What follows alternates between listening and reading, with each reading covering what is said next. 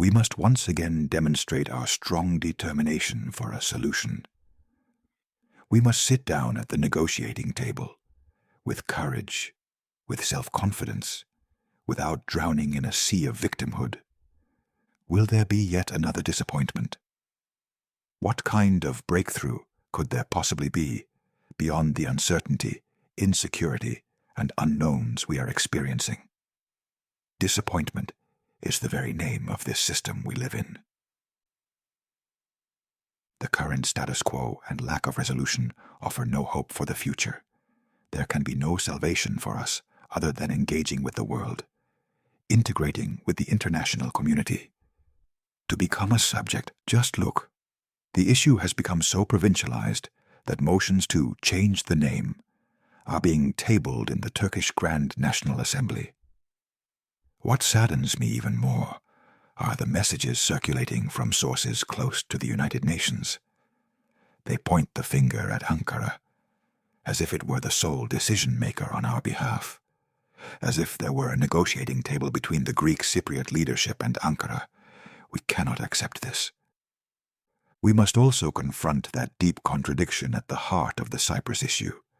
We want a political solution that will open us up to the world, to the future, and to equality. What is rightfully ours?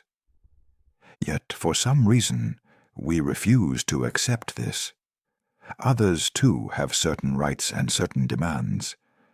Whilst we rightly seek to reclaim whatever has been taken from us, we hesitate to return what we have taken from others, not even all of it, but even just a part of it.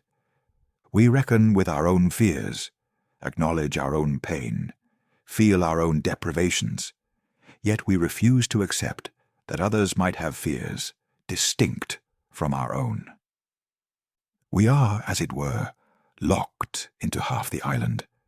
At its very core, this lock has two keys. One is in the hands of the Greek Cypriots, the other in those of the Turkish Cypriots.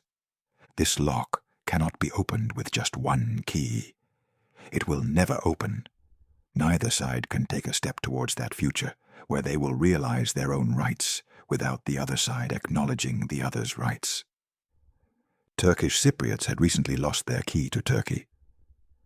The community sent a strong message in the elections.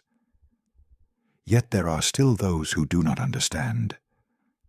We must explain. Formulas implying no solution have not been accepted. The community has rejected them. We must make those who show no respect for our will respect us. Remember when I said two keys at the very heart of the matter?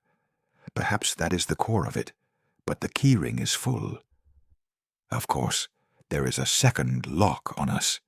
The keys lie with Turkey, Greece, the UK, and the European Union. So, one lock upon another. That is why the European Union's role is so crucial in this process.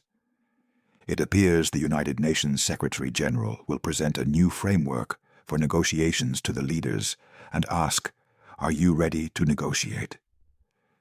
In a sense, a new strategic plan, a three-stage solution.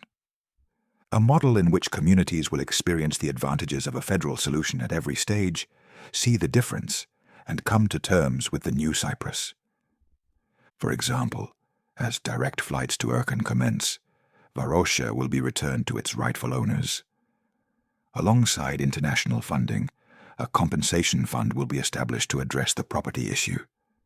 Whilst some land returns take place, all citizens of the TRNC will, for instance, become European Union citizens. To the question, "Are you ready for talks?" we must answer yes without hesitation.